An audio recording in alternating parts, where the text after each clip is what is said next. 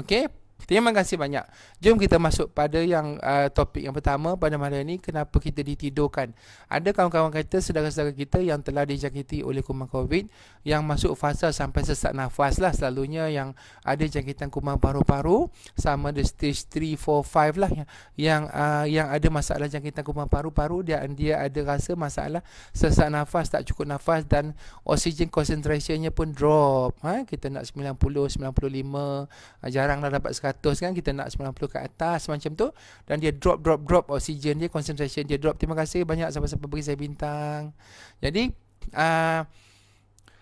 bila oksigennya drop, selalunya bila ada masalah sesak nafas, bila dia sesak nafas, maka dia akan bernafas laju. Orang yang sesak nafas ni dia akan rasa macam panik. Sebab apa? Sebab nafasnya jadi pendek. Dia akan jadi macam tak cukup nafas. Nafas rasa macam tersangkut. Jadi dia akan nafas laju. Orang yang bila nafasnya laju, maka oksigen akan terperangkap dalam badannya. Dia akan dapat CO2 retention. Badan dia akan jadi kekurangan oksigen dalam badan, sebab kita nafas laju, tak sempat dia nak ambil oksigen masuk ke dalam badan kita. Jadi bila orang yang ada masalah jangkitan kuman paru-paru, COVID dan sebagainya, dia akan menafas sangat laju, termasuknya orang asma. Orang asma pun sama juga, bila nafas terlalu laju, pernafasan tersangkut, dia menjadi masalah kekurangan oksigen di dalam badan. Jadi untuk orang yang ada COVID, kalau kita biarkan dia sesak nafas macam tu, tanpa kita bantu dia, dia akan menyebabkan orang tu akan pengsan dan boleh meninggal. Sebab apa? Sebab kekurangan oksigen. 4 minit kita kurang oksigen, dia akan menyebabkan masalah otak kita akan menjadi kekurangan oksigen, otak kita akan terganggu, saraf pun akan jadi terganggu juga. Jadi kita kena pastikan orang yang ada sesak nafas tu, kita kena berhentikan sesak nafas dia dengan segera, kadar yang segera. Kita kena tidurkan dia supaya dia dapat dibantu pernafasannya menggunakan mesin.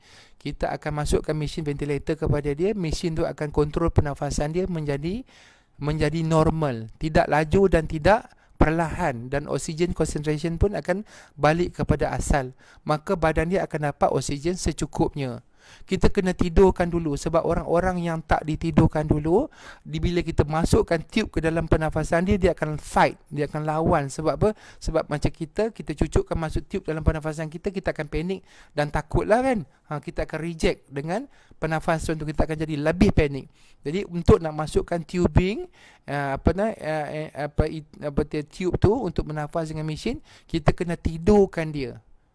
Bukan kita matikan dia, kita tidurkan dia. Jadi bila kita tidurkan dia, bermaksud kita bantu pernafasan dia menggunakan mesin supaya oksigen concentration dalam darah dia meningkat semula menjadi tinggi dan dia menjadi normal. Jantung dia berdenyut seperti biasa, cuma pernafasan dia saja kita pakai mesin. Okay? Organ badan dia sama ada hati, buah pinggang, organ-organ lain berdarah semua bergerak macam biasa. Cuma pernafasan dia saja kita berhentikan, kita tukar, tidurkan dia supaya kita boleh menggunakan mesin untuk bernafas.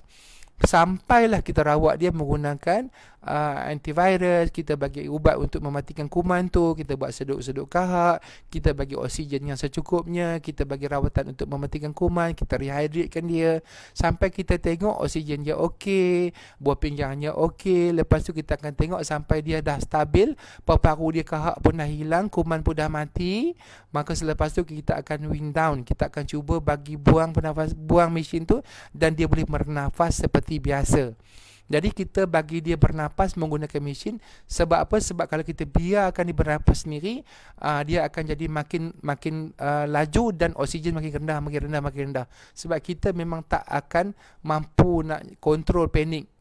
Itulah fungsi untuk kita tidurkan dia, dan kita akan bangunkan dia balik selepas paru-paru dia kembali kepada asal, kahak dapat dikeluarkan dengan elok, dan juga kita dah matikan kuman tu, demam pun dah tak ada, everything okay, dan kita akan buang mesin tu dan dia bernafas seperti biasa, dan kita buang ubat tidur tu, dan bila dia sedar maka dia akan bernafas seperti biasa, insya-Allah. Kita doakan saudara-saudara kita yang berada di hospital yang sedang bernafas menggunakan mesin, mudah-mudahan dia sembuh. Dan juga saya ambil kesempatan ini juga untuk